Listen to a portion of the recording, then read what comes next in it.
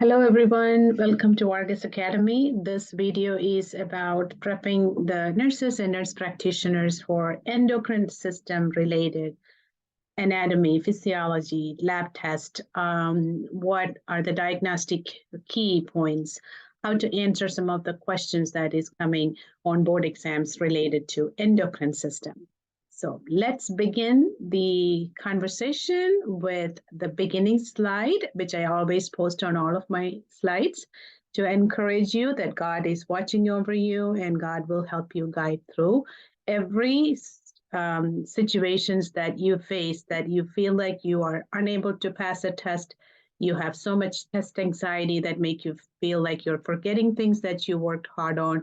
God is going to be with you and keep positive, stay positive, keep that positive thoughts in your brain and work really hard, study, do your part, let God do the rest.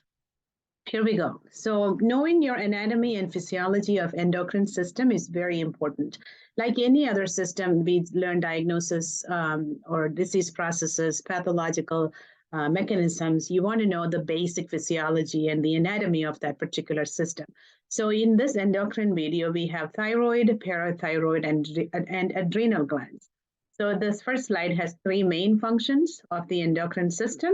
So you want to know it is a complex messaging and controlling system that interact with several body functions. It has hormones that orchestrate multifaceted communication, and it controls basically all the hormonal activities that is produced by the body and how it is being structured in other organs.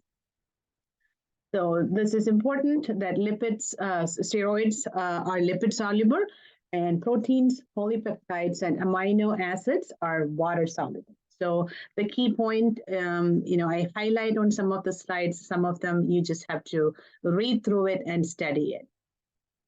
These terms are important: hyperfunction, hypofunction, eufunction, and you want to know, what that means when it comes to certain diseases like tumors. Is it hyperactive gland or autoimmune diseases? Is it something destroying the gland? And if it's all normal levels, then what is it? Why is the levels are hormone levels are high in the circulating blood? So that's why this slide is developed. And then the last one is adenohypophysis. A lot of my students does not pick the right choices related to that. So I have added that sentence explaining the hyperproduction or hypoproduction of adrenal gland, or I'm sorry, endocrine gland that is causing the hyperfunction resulting from overproduction or hypofunction caused by deficiency of certain hormones. Continuing on that slide, the adenoma and carcinoma and the multiple endocrine neoplasia is being seen lately on exams. So I have added that for your information. The type of endocrine disorders that you must know are the ones that I highlighted and focused on this video. Pituitary gland and hypothalamus controls the primary, secondary, and tertiary functions of hormones secreted by the hypothalamus. Okay, so here we are with peripheral hypofunction and hyperfunction with hormones targeting the peripheral area of the endocrine gland are called primary disorders. And the secondary disorders are targeting the anterior pituitary. And the tertiary ones are targeting just the secretion of the hypothalamus only. It can be central, hypo, or hyperfunction. So that's why those three divisions are distinguished of the endocrine disorders. We have pancreas. You have to know there is two functions, exocrine and endocrine, and I have added the structures in the islets of Langerhans, which is often seen in insulin diabetes-related questions. Know that the pancreatic hormones are glucagon, insulin, amylin, and somatostatin. These words will come on the board sometimes. Some of the causes of primary endocrine disorders. We have to know it's acquired or genetic. So these are the causes that is listed. All of these I have seen in my previous years of experience and teaching students. I have seen these diseases in the questions. So please make sure you read through them and study them carefully. Thyroid gland, know that there are three hormones, T4 or thyroxine, T3 or triiodothyronine, and thyrocalcitonin or calcitonin. The key points is listed here. Please study all of these sentences, and it'll help you guide with the next disease processes as we proceed. And functions of the thyroid, I kind of summarized with the hormones and the functions in individual part of the body. And when we do these lab work, it'll come in handy, like which one is related to the disease, the signs and symptoms your patients are presenting. So study the slide. Then we have goiter and thyroid nodules. A lot of our patients come in the clinical setting with these kind of symptoms related to enlarged thyroid. And then you want to roll out if it's iodine deficiency by doing all of these testing, like T3, T4 will be low in iodine deficiency, TSH will be high, then you're thinking hyperplasia and hypertrophy of the thyroid. That's the pathophysiology in that process. And, thyroid gland produces these three hormones, as we mentioned earlier, and that kind of controls the daily regulation, long-term regulation, the internal and external environmental factors. All of that is gathered in this three hormones, okay? So the hypothalamus secretes the releasing factor to the anterior pituitary, and the thyroid produces more thyroid hormones. Anterior pituitary releases TSH into the body, and then the other causes increases and decreases these hormones. And then we have hyperthyroidism. Hyperthyroidism is very common if patients with the Graves' disease are presented. They have increased thyroid function. It's an autoimmune condition. So know that it mimics other conditions, and the complications is often seen on the board exams. So study this slide carefully. Here's a sample question that I have added for you to test your knowledge. Know that how Graves' disease is treated. The radioactive iodine comes on board exams. So study that. Hypothyroidism, when the thyroid is not functioning appropriately because of the reasons like autoimmune, surgical removal, radiation treatment, some medications, and iodine deficiency. So this is a description of the pathological and the clinical and lab findings in this slide. Know that myxedema, coma, and hypothyroidism also you will see key features are added. The three mechanism is important for you to know. So I have added that and highlighted. And here's two sample questions to test your knowledge. These type of questions are similar to what you see on the boards. And then thyroid storm is also seen many times on the exam review. So make sure you pay attention to these key findings. And also here's a sample question to answer. The highlighted one is the correct answer. Parathyroid glands. These are located in the posterior part of the thyroid gland. And you want to know that it works opposite way to calcitonin to regulate the serum calcium. So PTH secreted when serum calcium levels drop. So the hormone increases serum calcium levels by increasing the osteoclast activity. This is very important, okay? So pay attention to the osteoclast activity. It increases calcium release from the bone. That's what that means. It also increases the absorption of calcium in your GI tract and kidneys. So this is important. Two conditions comes under this is hypoparathyroidism and hyperparathyroidism. Hypo, the key points are listed there, and know these, study this. Very important is the tingling, muscle aches, and the low calcium level in hypo, okay? And calcium and phosphate is regulated by PTH, parathyroid hormone. So decreased calcium levels and increased PTH with osteoclast activity. There is increased calcium and decreased PTH in hypoparathyroidism. These are two questions. Here's the radioactive iodine question I mentioned earlier. You'll see questions similar to this related to that topic. What has hyperparathyroidism to do with electrolytes? Often students make mistakes on questions related to this, so I have added this with specific key points for you to understand. The highlighted sections you must study. Key points on parathyroid summarized with calcitonin and vitamin D. So you will see a lot of these in the clinical setting also. Patients with the annual physical exams, we do vitamin D level, and then they have calcium abnormalities. So you have to know this, okay? PTH has a lot to do with that. So the lesser the calcium, it will retain calcium in the gut, GI tract, and start tearing down the bones. As most of our bones, calcium is stored in the bones. And the PTH, parathyroid hormone, will start that osteoclastic activities, pulling the calcium from the bones.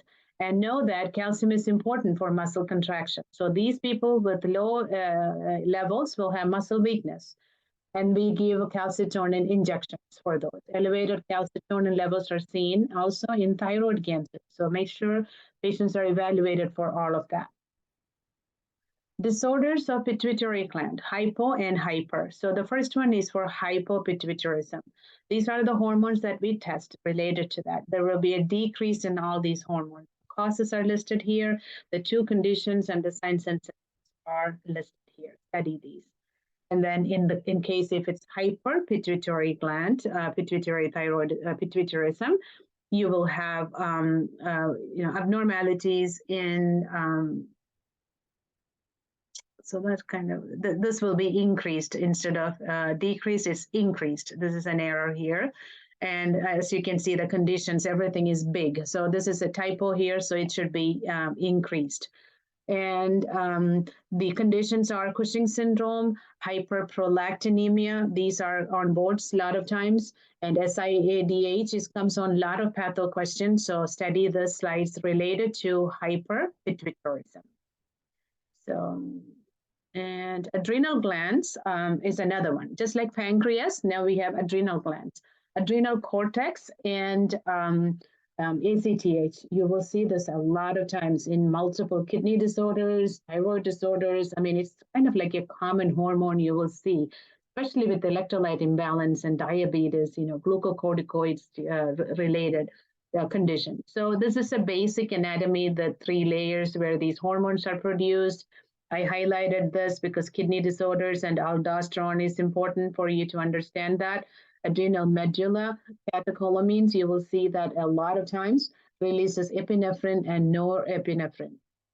So sometimes you will see these terms where they are located on the patho questions, so pay attention to that also. Catecholamines, think adrenaline. A lot of times it affects our cardiovascular disorders like tachycardia and hypertension.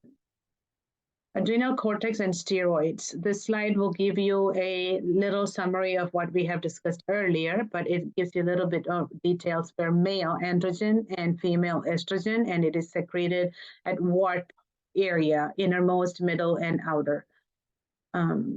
Adrenal disorders, hyperaldosteronism and hypo.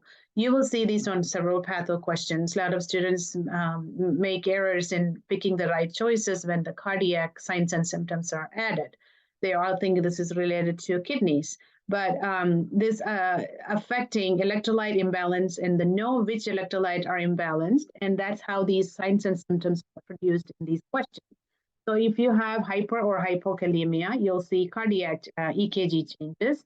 And then if there is metabolic acidosis or alkalosis, you're going to see GI-related manifestations. So pay attention to the question carefully and the manifestations listed.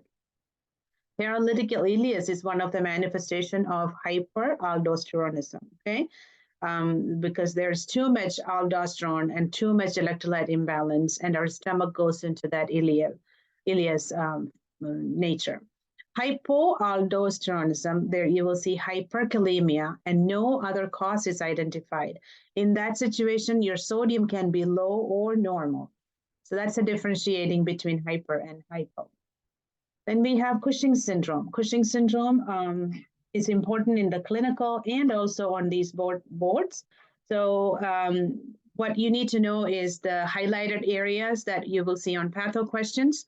ACTH and cortisol secretion, the diurnal circadian secretion pattern of ACH is low in this. That's a pathophysiology. Patients present with truncal or central obesity or moon face. And then make sure you know there is high levels of glucocorticosteroids. How do you diagnose Cushing's? These are the 3 tests, and this is the levels that you will see on as a result of these tests. And here's a question. It's actually a physical exam question, but sometimes you get confused with this, so I added that for you to know that they might, be on the board. Addison's disease, just like Cushing syndrome, Addison's disease is also, you'll see on these questions. Pathophysiology is deficiency of adrenal cortex caused by autoimmune conditions, infections, and pituitary dysfunctions. Hypoglycemia, hyperpigmentation, hyperkalemia, and low sodium and low cortisol are the differentiating manifestation. And when I put Addisonian crisis in there, you will see questions related to low blood pressure and vascular collapse on those patients. Here's a sample that a lot of my students miss: sympathetic nervous system and cortisol levels. Catecholamines are released when the sympathetic nervous system signals the adrenal glands to release them. The 2 hormones are epinephrine and adrenaline and cortisol. So the 2 functions are listed here. Diabetes, these 5 conditions are very much seen on these. I will have a separate video for diabetes mellitus focusing on these. I wanted you to know this is also comes under the endocrine disorders, so we'll have to, it's very in-depth. So I wanted to use a separate video for this one. But the key point under the endocrine disorders is listed here. What commonly you will see on these questions, these are the ones that they focus on, important. 2 questions that I have given here. And diagnosis. Other than the lab work, these are the basic tools that we use to diagnose and treat endocrine disorders. Sample question on diabetes here. And then I have seen these in the exams. That's why I am presenting it to you. And then very rarely you'll see aldosterone secreting adenoma questions. So I have listed a slide here with a picture from one of the online free. So the anatomy of the adrenal gland is listed. And here is the references where we took that from. There's a slide that gives you signs and symptoms of the adrenal tumors. Very rarely you will see this, so you wanted to get familiar with this. And in case if there's a question, I don't want you to miss it because it comes under the endocrine tumors. And here's that same thing continued with the various lab and clinical manifestation measurements, how we diagnose them. It is little detailed. And then the surgical treatment, medical management is listed here. And these are the references used for that particular slides. So best of luck with all of these that we have discussed. If you have any questions on these slides, if you want a copy of these slides, email me at vargesacademy2023@gmail.com. I'm sending you these comforting verses. It should be 4. On the 4th one is listed up here. So good luck and have a blessed day. I hope you enjoy reading and studying this video. I am not reading off the slide because this is for you to carry on with you till you pass the board exam and also function efficiently as a registered nurse and an advanced practice nurse. Thank you and good luck.